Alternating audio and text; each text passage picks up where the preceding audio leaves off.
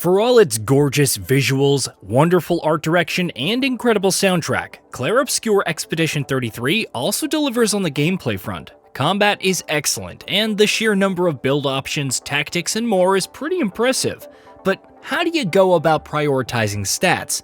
When should you dodge instead of parry? Check out our 15 tips and tricks for all this and more before the game's launch on April 24th for Xbox Series X and S, PS5, and PC.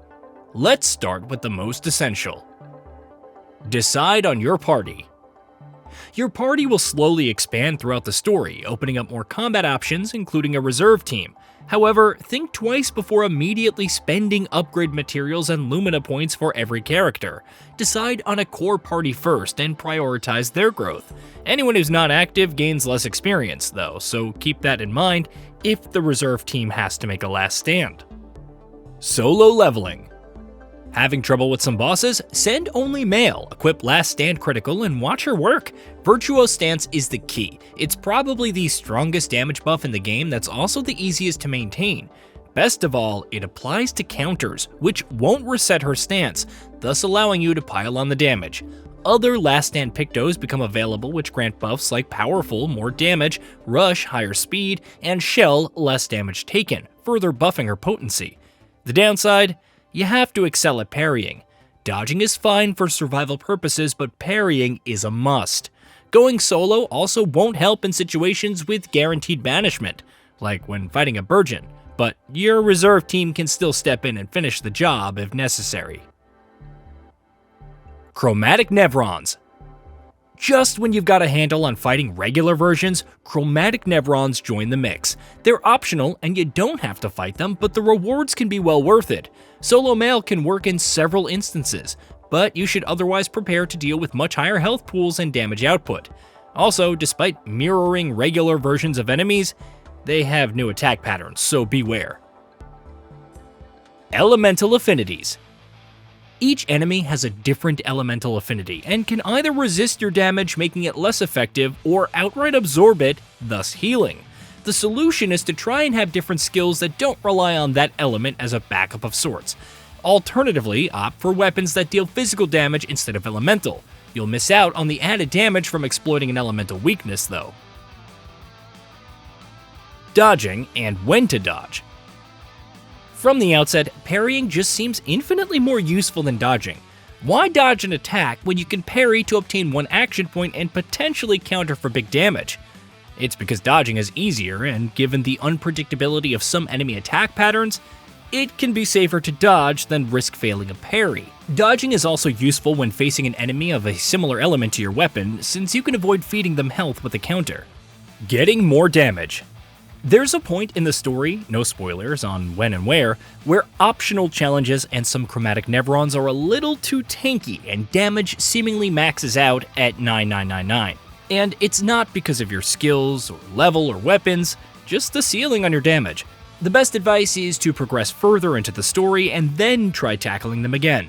Who knows, you could very well break through. Free weapon and Pictos level ups.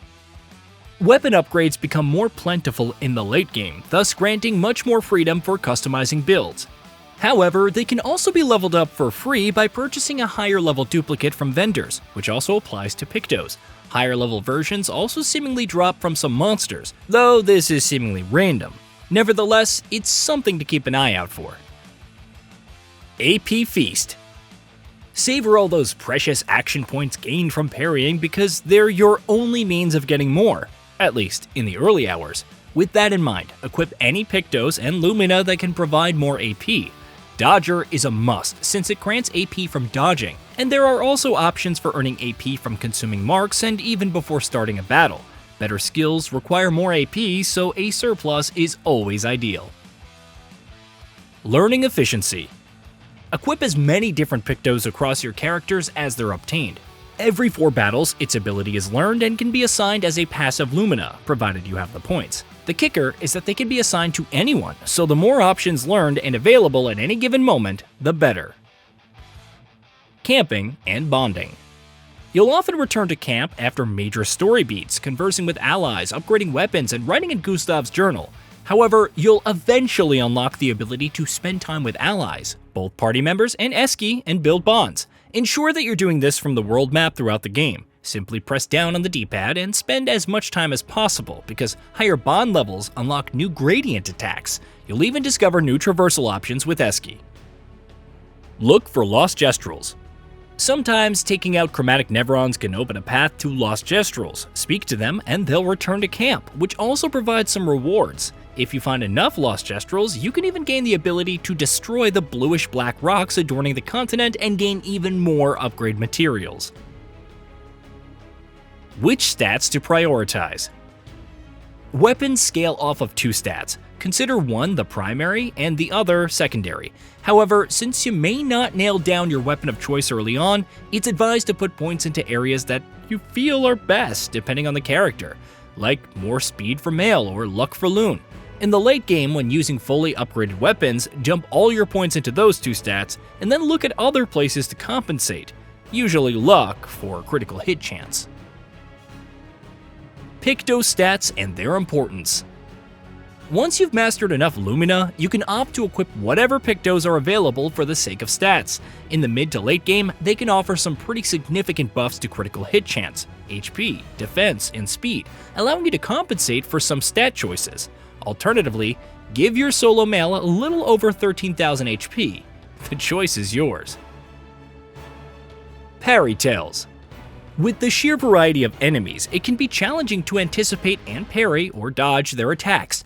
There are some notable tells, like camera shifts, game speed changes, like a slight pause before the attack, and even sound cues, enemies roaring on distortion effects, which can cue you to the right timing. Pay attention, listen closely, and, above all else, hope for the best. Do not spam parry or dodge. Those who played Sekiro Shadows Die Twice will doubtless remember spamming the block button to parry attacks. Do not mash the parry button in Clair Obscur. I cannot emphasize this enough. The reason is recovery frames after a failed parry, which prevent you from immediately executing another. And of course, if you mash it in a panic, you'll fail the next parry, leading to the next attack landing. Instead, stay calm and anticipate attacks for successful parries. This also applies to dodging, or failing a parry and then trying to dodge. So, think twice before spamming. Get ready.